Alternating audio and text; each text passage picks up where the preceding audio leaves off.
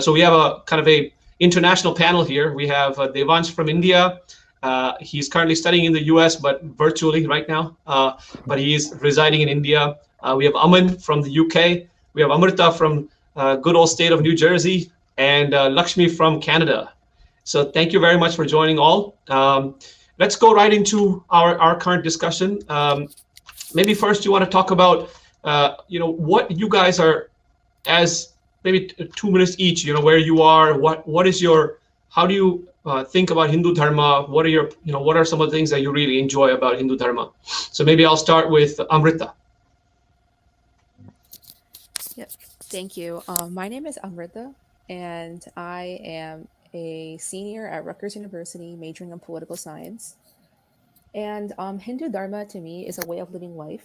I personally don't say Hinduism, I say Sanatana Dharma, which means it's a way of living life. There's no fixed beginning, so it's like a way of like all these practices that just came in. I've always been like a devout Hindu because I grew up watching my parents do a lot of rituals, say a lot of slokas, mantras, and do like respective traditions where they do like pujas and all that. So that meant a lot to me. Actually speaking, when I was young, I wasn't really focused into it. I would just put up a sign like this and I would just like keep walking. And I never really like knew the importance of these special things that my parents did every day. But as I got older, I got really curious and I'm like, why do we do this? Why do we do that? I did my own research. And of course, I asked my parents who explained it to me too. And that's when it really hit me that I've missed out a lot when I was a kid. And I felt bad because I didn't like look into what these practices meant. So Hindu Dharma to me is really special because it's a way of living life. We have a rich history and culture that has been preserved, and we have a lot of history that I'm learning one by one. So it's like it's pretty close to my heart because I get to learn these interesting things that I never did before. Fantastic. Lakshmi, just kind of sharing your thoughts on that, having grown up in Canada, a slightly different experience for you. But please go ahead. So, I'm from Brampton, Ontario, Canada, but originally from Toronto. It's really different. But ever since I was in preschool, I went to a Hindu Indian school. And over there, I did learn the importance of Hinduism. However, it was the same thing. When you're little, you just go by what you hear. And I mean, you sleep at the pujas and you walk around the temple holding your hands together, as Amrita did say. But at around elementary school, just because I'm in high school right now, I haven't experienced as much as all these university students have. I wanted to fit in a lot. So I kind of hid some of my Hindu identity away. However, whenever I tried to wear like the kumkum, I was called Bloody Mary multiple times.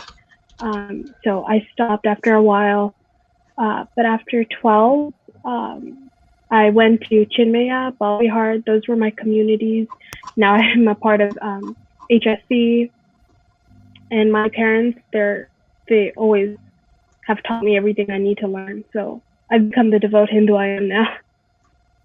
Excellent. No, that's very important. And it's we're going to talk about this in a little bit. Maybe Devansh, you obviously have an Indian background, so it's a different experience. So maybe you want to share your thoughts about kind of how do you practice? What are some of the things that really fascinate you about Hindu Dharma? Mm-hmm. So a bit of introduction about myself. I'm a junior majoring in computer science at Stanford University. Currently, I'm virtually taking classes from India.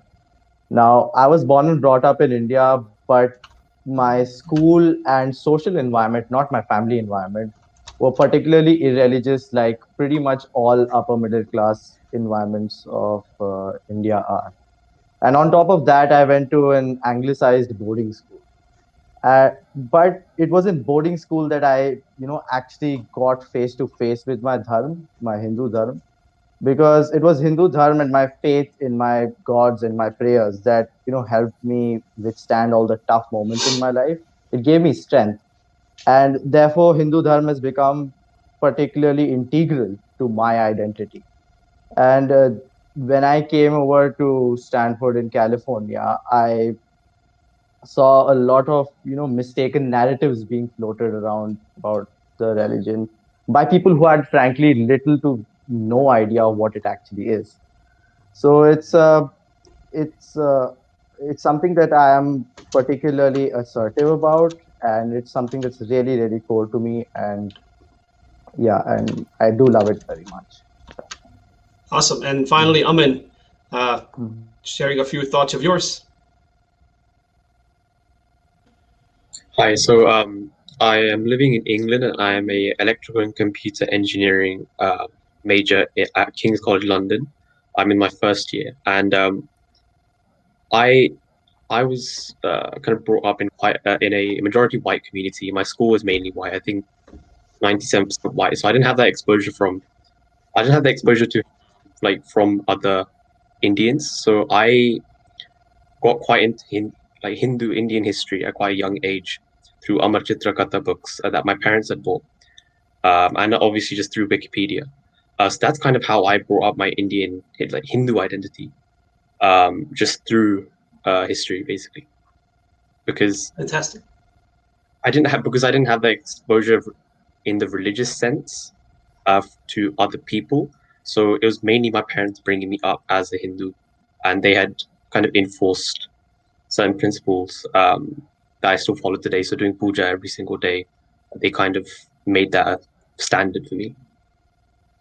Excellent. And it's really, really interesting because all of you are from sort of different backgrounds, but there's yet similar challenges, whether you grew up in an area that didn't really have a lot of Indian people, or you went to a school in India, for example, or you live in a suburban area where a lot of people don't really embrace their Hindu identity or think it's kind of a backward, kind of an antique backward culture with all these like atrocities, or, just kind of experiencing that firsthand, being in the US or in Canada.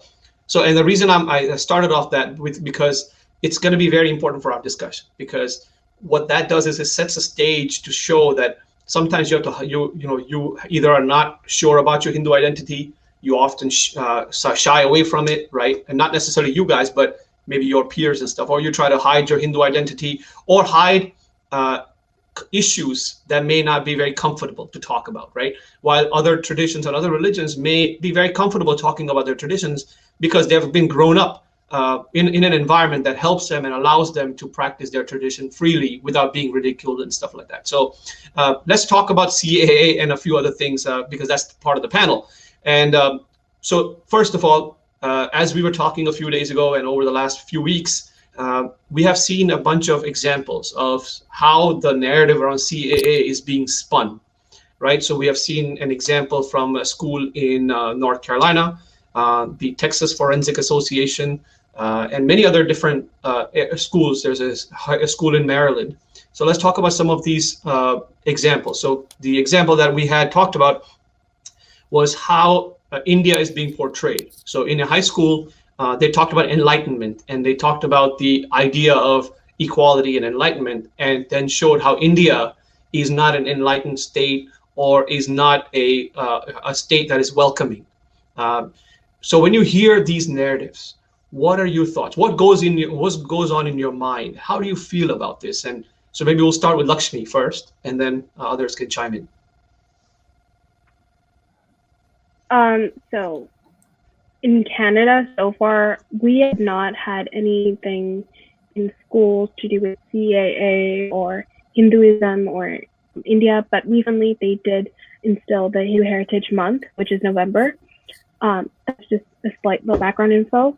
So I have not personally experienced anything regarding CAA, and only recently did I understand the actual concept of CAA. I heard from the mainstream media and the fear mongering that it was extremely Islamophobic. So I kind of sided with that for a couple of months till I got into the Kona dialogue. But to hear that it's like anti Muslims and it's pro nationalist and everything was kind of shocking, because we were so welcoming as a nation for so long. I never heard anything negative about it. So I almost felt targeted, not in a victimized way, but as part of a community. And I didn't like it. Yeah, no, absolutely. And you know, I know that in Canada, luckily these things are a little bit less. So I'm very happy to hear that. What's happening actually in the U.S. is very different ballgame altogether. So maybe I'll come to Amrita for a second. Like, and again, you don't have to experience this yourself, but imagine if you had to, right? If you had to, if you were in that hot seat where somebody actually asked you point blank question that, hey, your religion is anti-Muslim, or your religion is against minorities and things like that. So Amrita, I'll come to you on that point.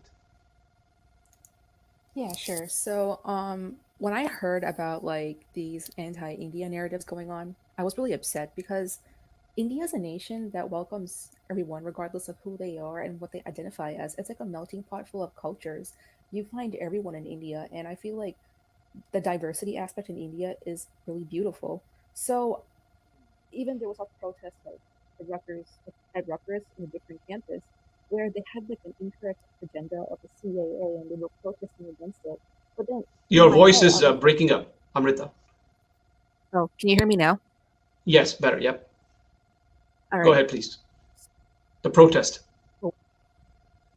You were talking about the protest. Yep. Yeah. So there was a protest going on against the CAA at Rutgers.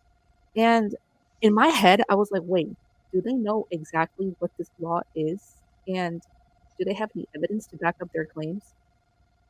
Because I feel like the people that are against the CAA, they don't know what exactly it is. They're watching the biased news that comes on either of their favorite news channels, and then they form their opinions based off that, and they argue. But the thing is, you need to research your information before you argue, like with your claim on like what you think is right. And that's what I'm really urging people to do. If you're against the CAA, please look it up and please read it. It's like a 2 to 3 page document. It's not even that long. You need to know what the law is before you argue against it because overall, CAA is just to bring minorities from the countries that are suffering back to India based on religious persecution. So when all of this anti-Indian narrative was going on, specifically in New Jersey, I was upset, but then I told myself that they don't know what they're arguing about because they haven't done their research properly. But at the same time, I did have support too. I had people who supported me based on my views because we all had the same opinions. So it went like both ways. Like there was support and then there was backlash. But overall, I was really thankful for the support that I got too. And I'm glad that Lakshmi, you brought up the Kona dialogues. I think it's very, very important because we hold these weekly dialogues with students and parents, and I really encourage parents to come to Kona.org and contact us, info@kona.org, if you would like to join the Kona Dialogue series on CAA and many other things. So Lakshmi, you've been part of it and you've been able to get some benefit of it. I'm glad you brought that up. Amrita, you actually mentioned about the fact that you have had that support, and I've personally seen a lot of I would say misinformation on Instagram. A lot of students and a lot of young people nowadays, do work, significantly. They use Instagram and stuff. So when you read those things, certainly there's a real problem there. So Devansh, I'm going to come to you as a from coming sort of Indian background, but now studying virtually for now in the U.S. What are your thoughts like when you hear some of these narratives? Sitting in India, what are your thoughts on that? Mhm. Yeah, so the first time I encountered something anti-CAA and the current government in India was during an anti-CAA protest on my campus. Now, I got very similar feelings to Amrita's, thinking that, what are these, random protesters, some of them who I might have never even like been able to locate where India is on a map, thinking about this. I've, but, thinking more about this, I was deeply worried, and not just as a Hindu student, but also as an Indian student and Indian international student, because it all reeked of a very clever, regime change kind of a pattern that has been played out by certain elements in the United States. That you sort of brand this one particular country as a Islamophobic or whatever kind of, you just paint it with negative labels and you create a negative narrative about it in the US public, and then you sort of you go ahead and attack it, because I saw what kinds of demands these protesters had regarding India. They said sanction India, sanction our top officials, uh, you know, break off our US India partnership and all of those things. So I saw that there was something really deeply sinister about it. But fortunately, none of just by a stroke of luck, nothing came across, and we are all safe. So this was and yeah, that's what these were my thoughts on this kind of very sustained and very planned operation that was being run against my own country and my own faith. Yeah. Absolutely, and I think I'm glad you brought that up, because it's coming from an Indian student perspective. I think that's really important. I mean, from I talked about Instagram earlier, right? But there are like TikTok videos being created. There's Instagram. There's so many things that are portraying an anti-India and a Hindu-phobic narrative. And so when you look at these stories, what do you do when you look at these stories? When you see an Instagram post that goes viral with thousands of likes and thousands of maybe creating stories and stuff like that. There are big handles that are posting this information. How do you feel? Do you feel lost? Do you feel concerned? How do you react to it? I feel more confused and, in a sense, angry, because there's so much misinformation on social media. The issue with mainly my generation is that we get all of our news just from social media without actually reading into what infographics are talking about. There are many infographics on Instagram, on Twitter, and videos on TikTok that they just spread misinformation. Like on the CAA, there's many pages saying that Hindus are killing Muslims just out of nowhere, just unprovoked. They're just going to their houses, burning everything down. And when you read into kind of the news articles on all of these, and you read the statistics, they disagree with what the infographics are saying, because they're perverting the views, they're perverting the actual stories, and making Hindus look bad, which is concerning for many Hindu students in America, the US, America, Canada, the UK, because we then get gaslighted much more, even though we're trying to present our views. The CAA, it's just for persecuted minorities. It's supposed to be inclusive. But then once you portray Hindus in a very as the enemy, it affects us both mentally and possibly physically as well. Yeah, and that's critical, because that mental pressure, physically, obviously there are laws in place and stuff like that. So that's, obviously that's very concerning if a physical attack actually happens. But more importantly, I think there is a psychological attack that is continuing to happen.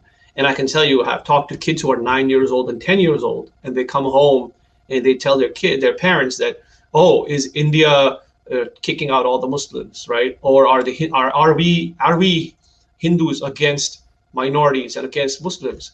And parents who have no clue what these kids are talking about, have to sit there and explain to these kids that it's not the case. You have to spend an hour, 2 hours explaining what is India, all these things. So I fully agree with you that the psychological pressure is significant. And what happens is, let's say, for example, today in schools, there's a concept of like bringing equality, bringing your whole self to schools, bringing your identity as you are. But the problem is, how as students, as Hindu students, right? How do you bring your whole identity into your school? Because you're not really, first of all, there's misconceptions about you. So when you walk in and you say, I'm a Hindu, there's a kind of a list of 10 disclosures that you have to go through and say, well, I'm not this, I'm not that, I'm not against any minorities, I'm not against this. And this gaslighting that you had talked about, Aman, earlier, I think that has an impact on you. So I want to piggyback on that point and maybe talk to Amrita a little bit about this whole idea of gaslighting. And how do you then, in a situation where you already have a disadvantage, right? I consider Hinduism or Hindu Dharma at a disadvantage when it comes to this particular dominant narrative. Then how do you conform? How do you try to bring out your authentic Hindu identity in the midst of this pressure? Any thoughts on your end? So I try to encounter gaslighting by explaining history, because history does play a pivotal role in today. because history does affect everything in today's society. So I explain what's happened. So I want to give you an example. We all know about the Kashmiri Pundit genocide that has happened since the 1300s till today. So surprisingly, personal story here. I had a debate with this girl, and she told me, "Oh, well, it happened in the 1300s. I don't think we should kick out the other people." And I'm like, "Wait a second, that's not right what you said." So every time I try to bring in history, I'm trying to explain that these things happened. So technically, you can't say this never happened because it did. So whenever I face like instances where I'm gaslighted, I try to explain as much as I can, and then I let it go because I know that I'm not lying at the end of the day, and there's no need for me to lie because I'm telling the truth. Correct. I think sharing the history is very important, and we talked about Amar Chitra Katha and many of these, whether it's Chinmaya Mission, etc., that talk about some of the religious history and some of the things that. But I think it's very important that the political history of Hindus, the political history of ancient India, from the lens of the Hindus, is not talked about a lot. And I can tell you, Devansh, perhaps you can share how history books are in India. When I was growing up, certainly, I'm much older than you are, but the idea is like when I was growing up, only thing that I learned was how great the Mughals were, or how great the British were, and how civilization was brought in. It essentially starts from like the Aryan invasion theory, then goes to some Ashoka Buddhist like reforms, then comes to maybe a little bit of a Gupta Empire, then comes to like Mughals, then finally the British, and then independence India, right? There's massive gaps in there, and I feel that because of those gaps, we have a problem because most people, Hindus, don't recognize their true rich history, which now through social media people are learning. But maybe Devansh, you want to share your experience on that? Yes. So, I mean, one unfortunate thing is that there's been very little change in the history books ever since your time, and that's that's a pretty serious concern. Um, it's the same thing that they do talk about prominent Hindu empires besides the Islamic sultanates and the Mughal Empire. But I always see this over glorification, a very lensed up version of the Mughals, and not a very praiseworthy like discussion of the British. But I do see them like consistently praising Akbar and certain other Islamic rulers. But the only ruler that they praise, which is not Islamic and of pre-medieval India, is Ashoka. And I see a very clear like political thing out there, because many of the ideals of the Indian Republic are based on Ashoka. So for some reason they like glorify Ashoka, glorify the Mughals, and talk in detail about the British Empire. But they do. It's not that they don't mention all the intervening regimes, empires, and kingdoms and their culture and everything. But this hyper focus on these three kinds of rulers is something that I find particularly concerning. And it's really fortunate that we have access to social media, which helps us gain more information and understand the true glory of our great country's history. Absolutely. I think that's a very important point you bring up. Let's talk about a little bit on coming back to CAA, coming back to the kind of the negative narrative out there, right? Many times, as I mentioned, we all find these things. So I want you guys to share some experiences. Like, have you seen a lot of parents? Let me backtrack a little bit. A lot of parents, what happens is they're so busy pushing you through school, pushing you to go to music class, maybe do some yoga Vedic chanting classes, or don't get into trouble and stuff like that, right? And it's very much like okay, just be don't get involved in anything, don't get into all this politics stuff. But you are facing that. You are facing those social media attacks, or you are facing those gaslighting things. So what do you guys think should be happening? Like, how does it make you feel? Like when your parents tell you to be a good boy, a good girl, and just sit there and like don't put your head down, but then you're being attacked on the other side. How do you feel? So maybe Aman, you can give us some thoughts on that. First you start, and then I'll move to Lakshmi after. So So when I was much younger, around 12, I wasn't very much. I mean, no 12-year-old was really into politics, but at 12, I didn't know that much about my faith, and I wasn't always encouraged to learn about certain intricacies. So I was always asked by people, why do you worship an elephant? Do you drink cow urine? All of that. Do you worship cows? Is the cow your actual mother or something like that? So because I wasn't encouraged to learn about it from my family members. I didn't really know how to respond to these attacks, and I feel as if many Hindus that are my age who are being attacked by people on the CAA, different Indian political issues, which we're not completely connected to. We have opinions on, but some may not. If you attack someone that is not very knowledgeable on a certain issue, then they're likely to get swayed to the other side because they're being attacked and they don't know much about the issue. So I sometimes my parents do still say don't get too much into politics, but because I still do get attacked by, even some close friends who have attacked me on the CAA and gaslighted me on my stance on it.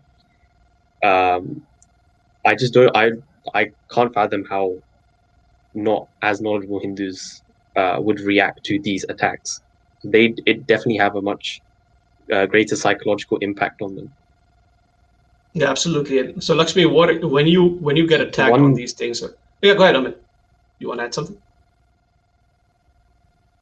Yeah, so I have two friends. So we made a group chat on just discussing the CAA and other like the NRC and whatnot. So they basically said that the police in India are they're lighting these buses on fire. The protest is all the state's fault and all of that. The CAA is anti-Muslim, and so I tried explaining very nicely through a couple of paragraphs and actual like the PDF of the Citizenship Amendment Act. And even though I explained very, very nicely, they said that this is like the government lying to you and all of that, even though proper legal procedure, proper parliamentary procedure had been put in place, they still disagreed and said, no, this is unconstitutional. That so it comes to a certain point where you can't really argue anymore. You just have to give up because you're not going to change their opinion once they have their own agenda. So they've bought into the propaganda and some conspiracy theory idea, basically saying, okay, India has this, suppressed like media and a conspiracy theory to get out like all these, it's basically Hindu phobia. I consider that extreme Hindu phobia, and the propaganda has really come down to that unfortunate situation. Lakshmi, your thoughts on that?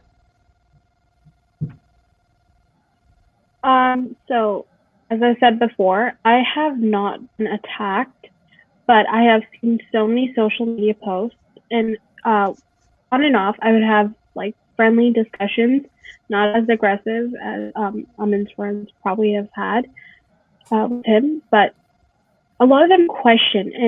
And I've only gotten political probably 2-3 years ago, and I still do not have a label on my political stance.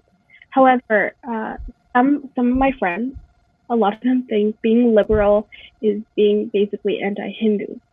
And it's like siding with recently persecuted minorities and, for example, Muslims, which I'm not trying to go against them at all, but they think it's persecuting Muslims. And I don't know how many times I have to say it, especially on social media, like, again, Instagram.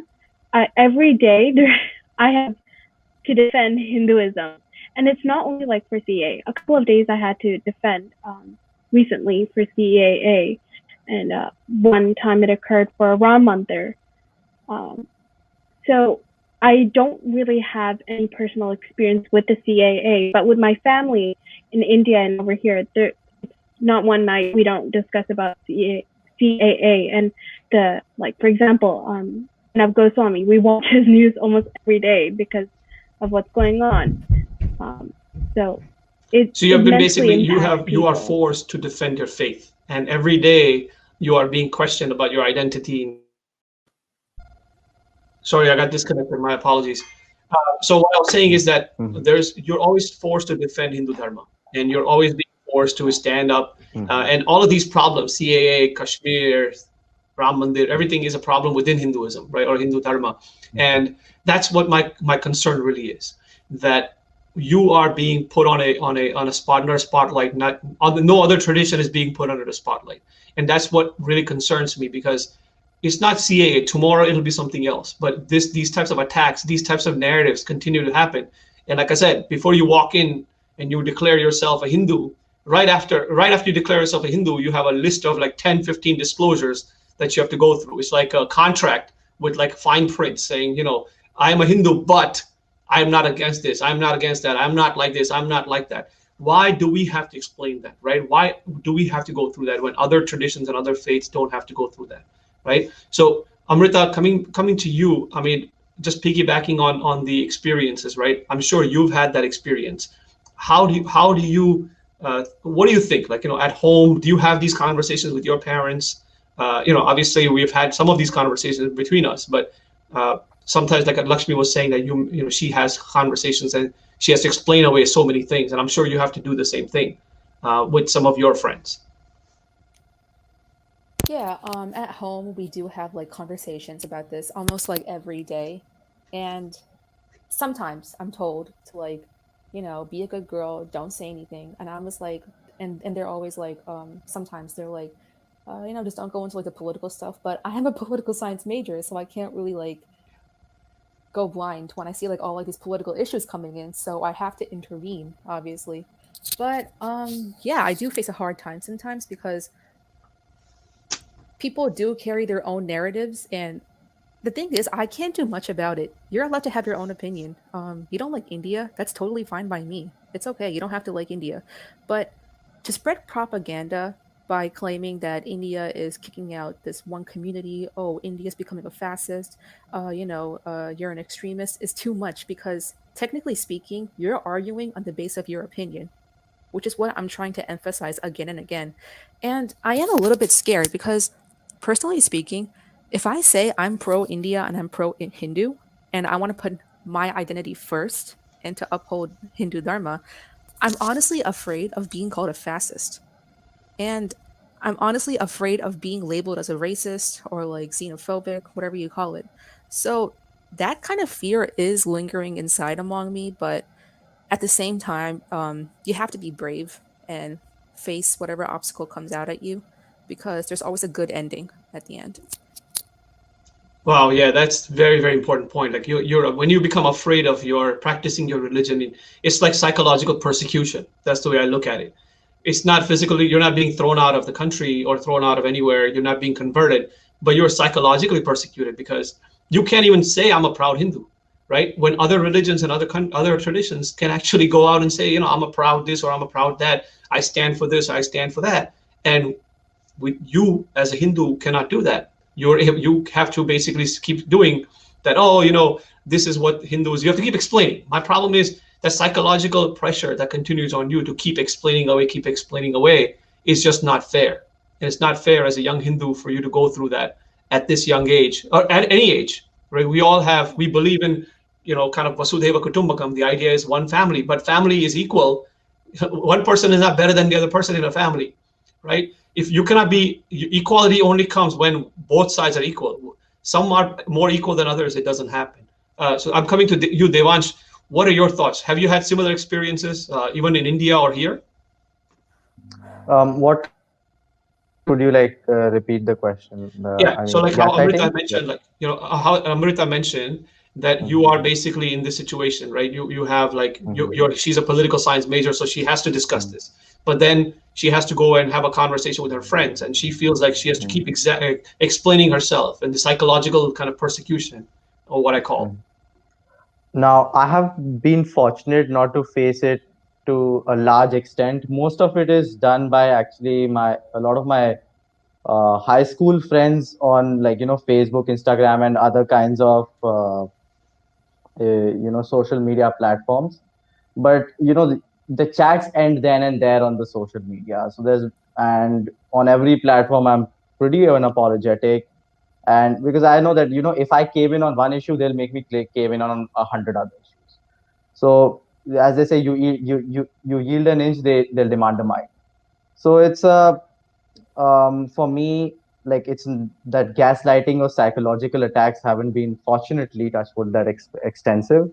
But like, whenever I've had a conversation with people questioning me about my beliefs of being a proud Hindu, a proud Indian, and all these questions come up, I'm pretty unapologetic about it and pretty assertive about what my government and what my people in India are doing. So it's basically, in my opinion, a test of your boldness, because they are not going to come out of your head. You have the freedom of speech rights in both of the countries that I'm associated with, in US and in India, and we all should remember that, and we should, like, just be firm.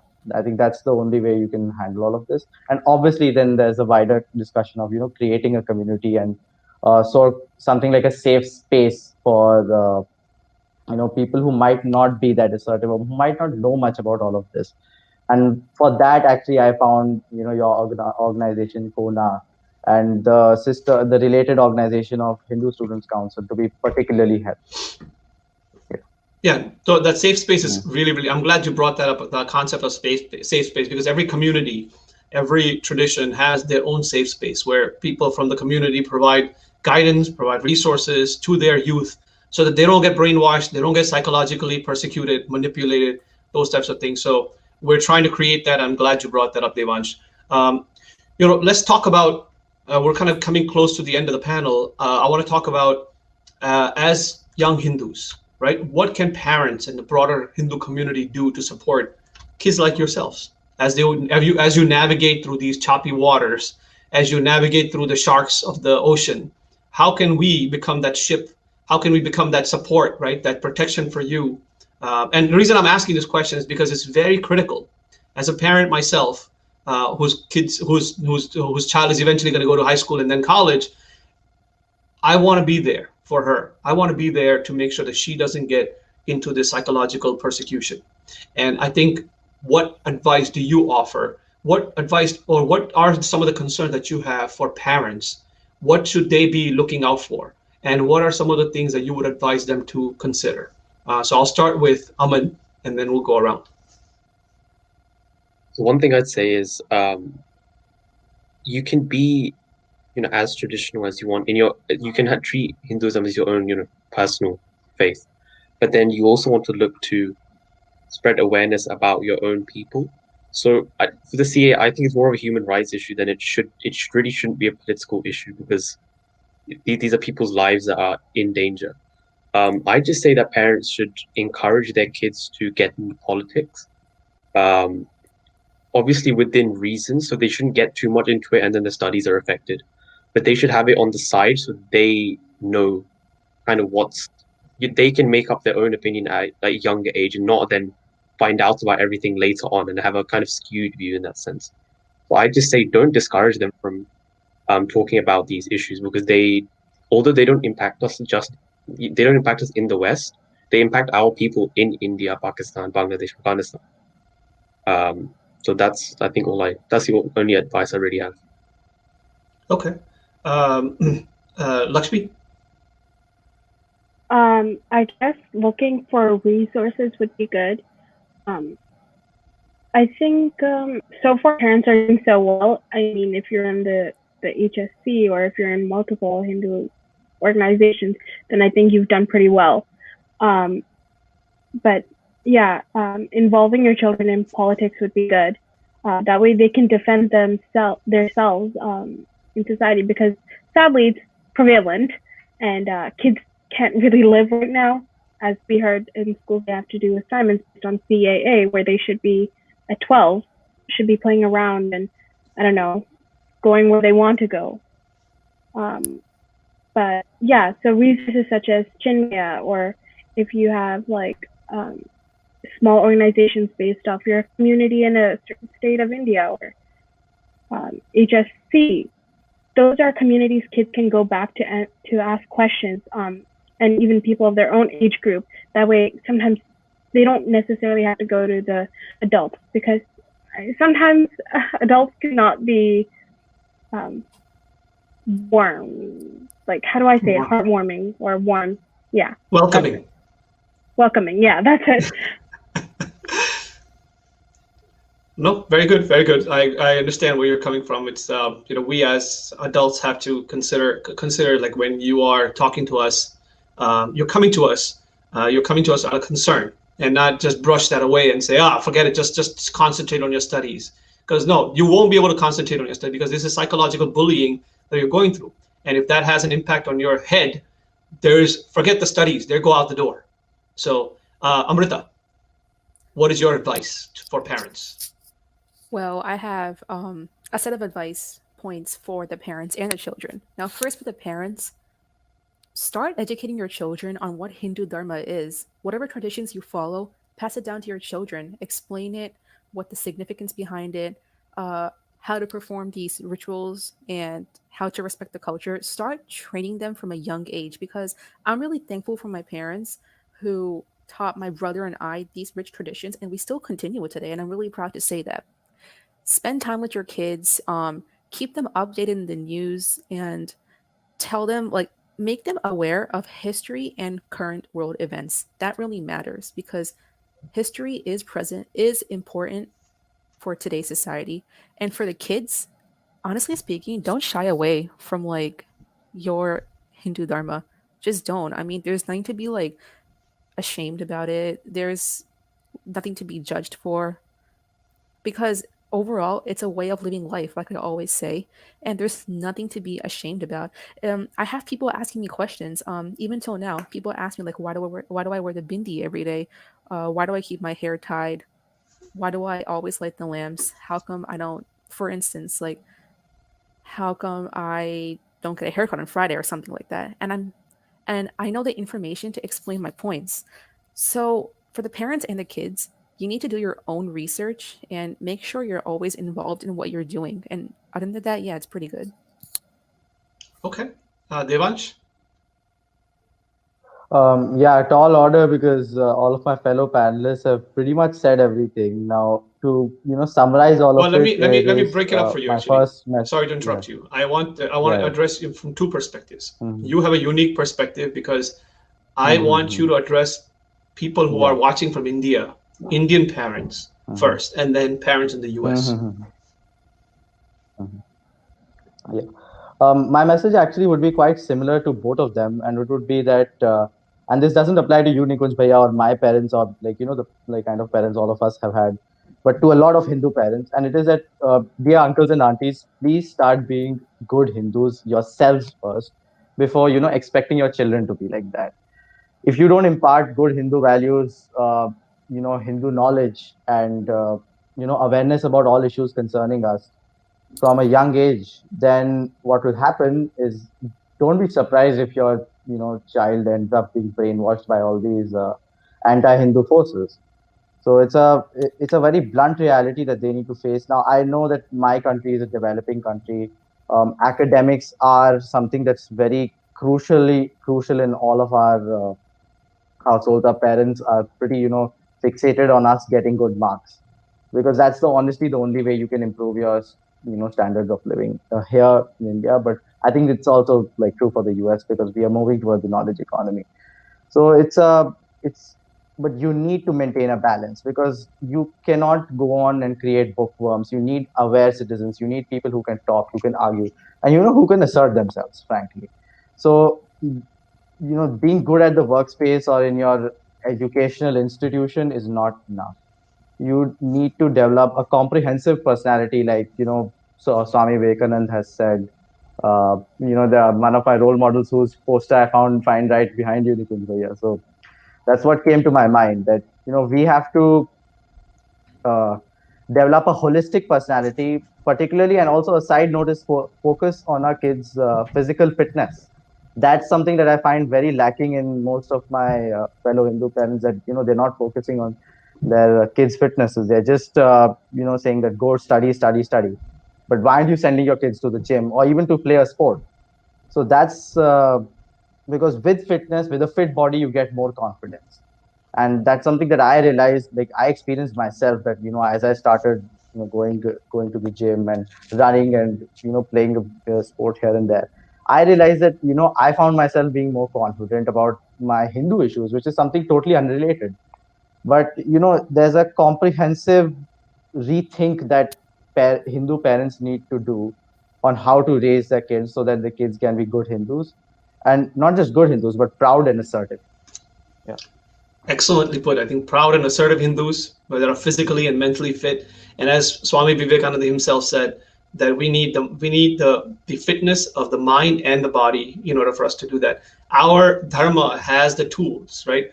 We look at every single deity that we have: Krishna, Shiva, Rama, Hanuman, Devi. Every one of them is physically fit. There is no Devi or Devata that is not physically fit. And we talk about their valor, we talk about their strength, right? We talk about their compassion, but we also talk about how brave they are. Ramayana, Mahabharata, they create Kshatriyas. We are talking about warriors, and yet we cannot produce those physically and mentally. That's why our tradition gets challenged, and we're not able to challenge back, because the war of narrative will continue. The war between adharma and dharma will continue. The war of information and disinformation and misinformation will continue. Where do we stand as young Hindus, as parents, as community members? Which side of the Kurukshetra do we want to be on, right?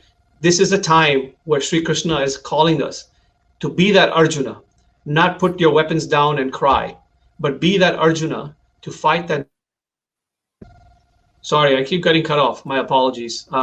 So on that note, I think, it's saying that time is up for us. I wanted to thank everybody for this wonderful panel, for sharing your thoughts, for your advice to parents and youth who are facing this psychological persecution, psychological manipulation, to stand strong, stand in solidarity, become a safe space. All of you are part of that safe space. I encourage everybody to send their kids to Hindu Students Council, parents and adults to join KONA. We are forming a task force on CAA to address the misinformation out there. So if you would like, please volunteer at kohna.org. That's COHNA.org. Resources on CAA you will find there at COHNA.org/CAA, kohna.org/CAA. I want to thank the panelists today. Wonderful conversation, and looking forward to working with all of you. Namaste.